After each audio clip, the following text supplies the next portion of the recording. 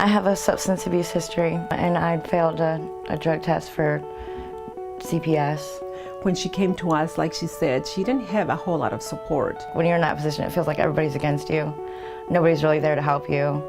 They just want to see results, and so yeah, I was very nervous. I love these ladies, they're awesome.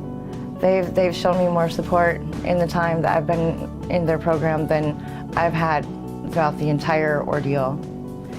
Lisa has been amazing. Whenever I go and see her, you know, it really thrills me to death to see how much healthier. They don't realize every week that goes by, you know, without me seeing them. And every week that I see her, she seems prettier and healthier physically looking, you know. And she does, not to mention mentally, you know, and she's so strong.